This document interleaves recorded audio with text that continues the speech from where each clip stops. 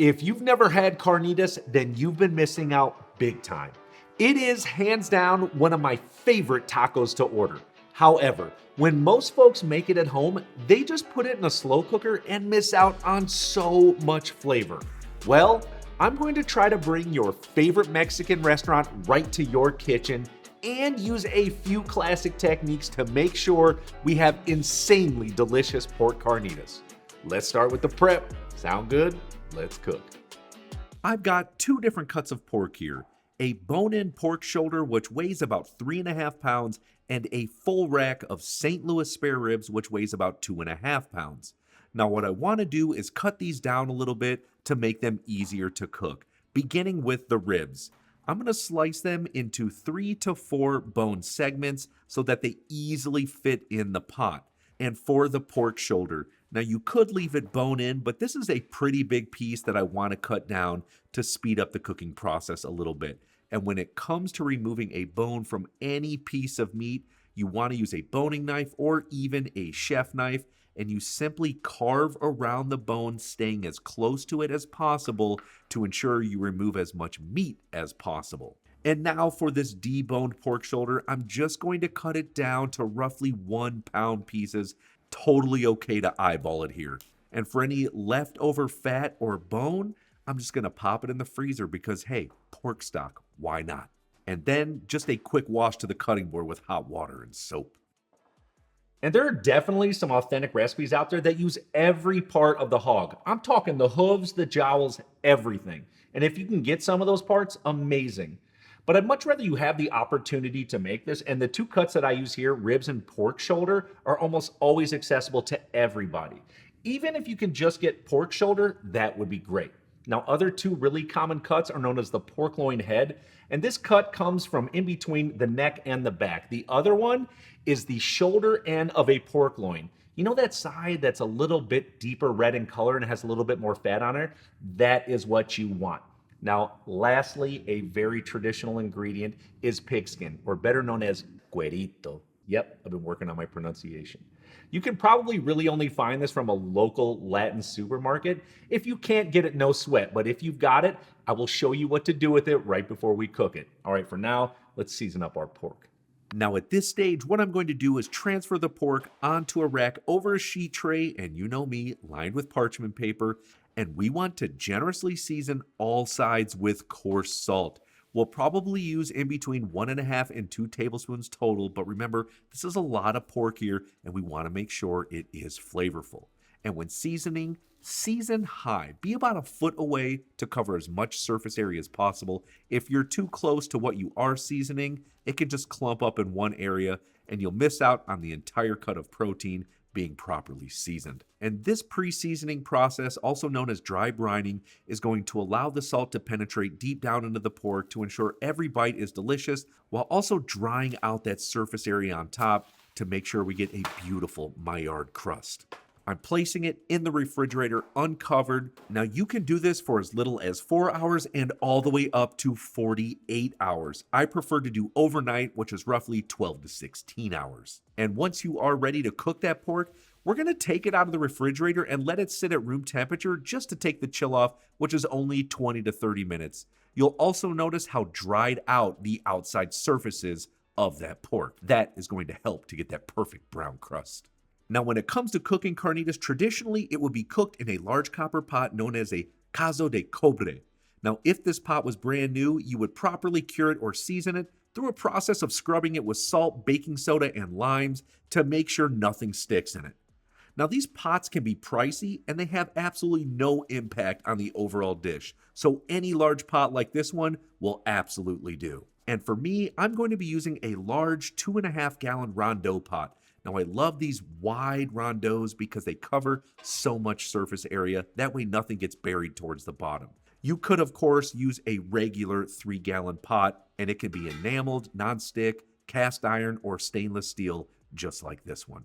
And because it is very classic to do so, we are going to be cooking this pork carnitas in pork lard. And you're going to need quite a bit of it. I have roughly 4 pounds. Now, because this is a shelf-stable item, you can actually purchase this through Amazon, or there's a good chance your local butcher will also sell this. And lard is just one of the many fats that I absolutely love to cook with, along with tallow, ghee, clarified butter, avocado oil, and olive oil. We're going to crank the heat to in between low, medium, and medium, or until it reaches about 325 degrees Fahrenheit.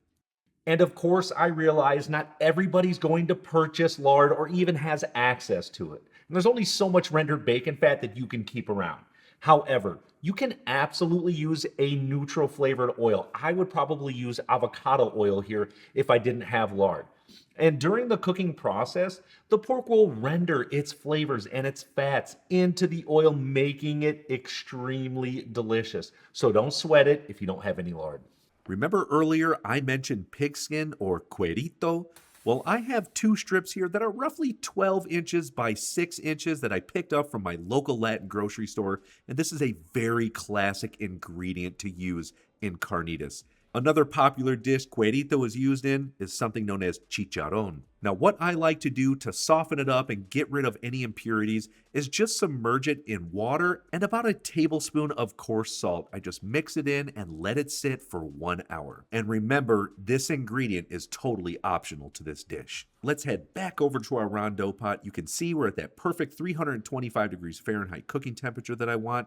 Let's start by adding in our pork shoulder cuts. These are bigger and they're going to take longer to cook. So we're going to add these right to the fat and we are going to cook them for 30 minutes. However, there's a little trick here. You have to come back every 3 to 4 minutes and move the pork around to ensure it is not sticking to the pot or to each other. I do this with tongs or even a wooden spoon. The goal is just to keep things moving every few minutes. Now, the pork will immediately take the temperature of the lard from about 325 degrees Fahrenheit down to about 250, 275 without even adjusting the temperature. Now, this is going to be the perfect cooking range for these long, slow cooks in fat. We're essentially confit the pork, so no worries, do not adjust any temperature. Now, I've actually only ever seen this recipe done live once, outside of course me testing it before making it in this video.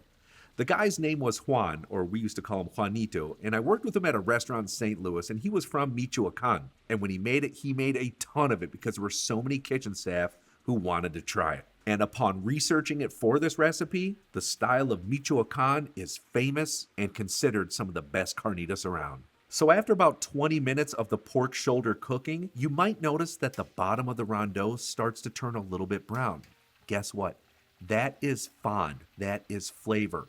And just like in my other technique of moving protein around a pan to help brown it up, we're going to do the exact same thing with each of these pork shoulder cuts. Just take 15 to 20 seconds on each cut and move it around the bottom of the pan, sort of mopping up all that fond. Now, the reason for doing this is to get a deeper, darker Maillard brown crust on there, which in return is just going to give us more flavor. Now, after 30 total minutes of our pork shoulder cuts cooking, I'm now going to add in our ribs. And we will cook these for a total of 30 minutes along with our pork shoulder, while repeating that same process of constantly moving everything around every 2 to 3, maybe 4 minutes to ensure nothing is sticking and they're getting beautifully browned. So the total cooking time at this point has been 60 minutes. 60 total for the pork shoulder, 30 minutes total for the ribs.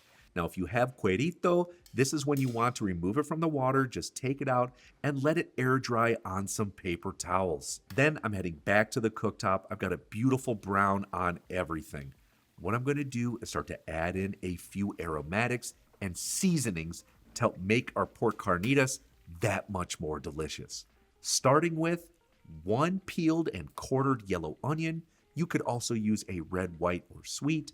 Then 8 to 10 whole garlic cloves. We're next going to squeeze in 2 oranges, and then we're just going to add those oranges right in there, followed up with 2 limes, the exact same process. Squeeze in the juice and then add them to the pot. What we're trying to do is create more of a sour orange juice flavor. Now, if you want to skip the oranges and the limes, what you can do is purchase something known as naranja agria. This is already made sour orange juice, and you can absolutely pick this up at any local Latin grocery store. But if you ask me, I'm always gonna opt for fresh ingredients when I can. And next, really quickly, and you can of course pre-prep this, I have a 1 square foot piece of cheesecloth. I'm adding in 2 tablespoons of dry oregano, 2 tablespoons of dry thyme, and then 2 bay leaves. I'm just going to wrap it up and firmly tie a double knot of butcher's twine and cut off any excess. We're going to add that right to the pot and then give it a generous season of coarse salt, maybe about a tablespoon. This is a lot of liquid and it's just going to further help season it. Next up, and I love this, I'm going to add in a 14-ounce can of evaporated milk.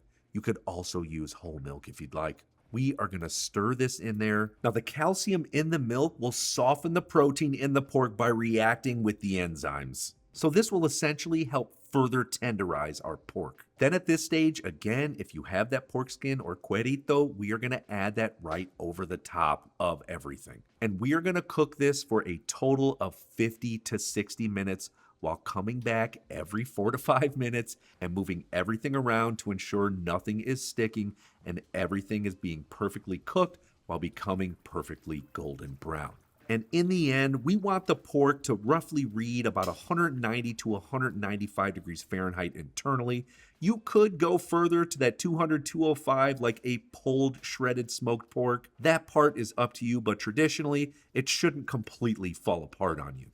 And this right here looks absolutely fantastic. Then what we're going to do is remove the pork from the lard and place it on a rack over a sheet tray just to get rid of a little bit of that fat. And we're going to let it rest for about 10 minutes. And speaking of lard, yep, we've got a lot of it.